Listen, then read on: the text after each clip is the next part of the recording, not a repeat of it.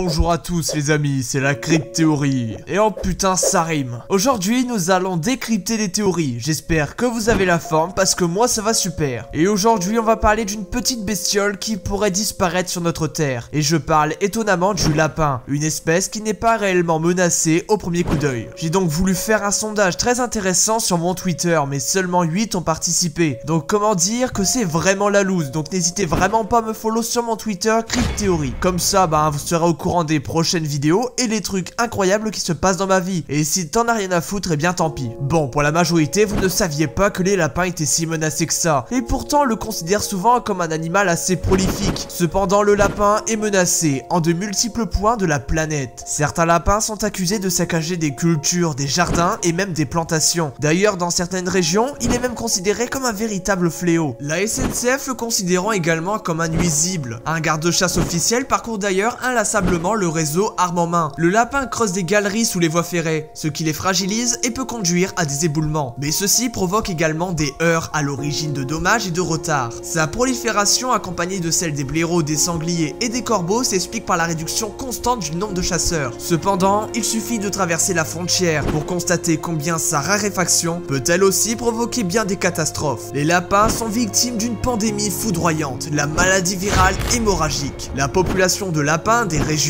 arides de la péninsule a subi de lourdes pertes, dont elle peine à se remettre. Il y a également une maladie très meurtrière s'appelant la myxomatose. La myxomatose, maladie extrêmement grave apparue en France dans les années 50. Elle est due à un virus très résistant dans le milieu extérieur. Cette maladie touche le lapin domestique et le lapin de Garenne, alors que le lièvre et les rongeurs semblent résistants. Néanmoins, quelques cas rares ont été décrits chez ces derniers. Elle sévit surtout en zone rurale en été et dans les régions tempérées. Les adultes sont bien évidemment plus résistants par rapport aux jeunes. Cette maladie est malheureusement transmise par l'intermédiaire de puces et de moustiques, l'appelant les arthropodes vecteurs. Elle apparaît souvent sous la forme classique nodulaire, caractérisée justement par la présence de pseudo-tumeurs cutanées qu'on appelle des myxomes. Ceci est dû à des tentatives d'éradiquer certains lapins pour réduire la population. 3 tentatives infructueuses sont faites en Europe avant que l'expérience soit tentée en France. En même pas 3 ans, cette épizootie se constate dans l'entièreté de la France et cette maladie se propage rapidement dû aux moustiques. Nous connaissons plusieurs races de lapins en train de se dissiper sur Terre, comme le lapin de Garenne, se trouvant dans une situation très paradoxale. En état de surpopulation à certains endroits, il est considéré comme quasi menacé dans toute l'Europe par l'UICN, l'Union internationale pour la conservation de la nature. En cause, eh bien la maladie virale hémorragique. Cette pandémie aussi contagieuse que mortelle tue entre 40 et 100% des lapins contaminés. Le taux le plus rencontré est égal à 90%. À cela s'ajoute l'urbanisation constante qui réduit toujours plus son habitat naturel ainsi que la chasse excessive. La conséquence de tous ces facteurs s'exprime par des diminutions de population spectaculaires, comme en Espagne mais aussi au Portugal, où leur nombre a été divisé par 3 durant la période courant de 1994 à 2004. Et la raréfaction du lapin a une incidence directe sur les autres espèces. En plus de ça, le lapin a une santé assez fragile. Il peut mourir de la diarrhée, de la myxomatose, ce qui explique également pourquoi les lapins sont si menacés depuis quelques années. De plus en plus de personnes remarquent qu'il n'y a plus réellement de lapins à l'état sauvage, sauf ceux qui ne font pas réellement la différence entre un lapin et un lièvre. Le lièvre est plus gros que le lapin, plus grand et a des oreilles plus longues. De plus, le lapin habite dans un terrier souterrain, alors que le lièvre élève ses petits dans un nid à même le sol. Enfin, le lièvre est entièrement sauvage et il n'existe pas d'espèce domestique. Pourtant, sa situation plus que précaire est particulièrement due aux menaces planétaires. En dépit de leur grand potentiel de reproduction pouvant conduire à de véritables invasions, comme en Australie au XXe siècle, près d'un lapin sur 4 a intégré la liste rouge UICN des espèces menacées. La plupart du temps, ces animaux sont les victimes directes et indirectes de l'homme. Il en est ainsi du Nesolagus netcheri, autrement nommé le lapin rayé de Sumatra.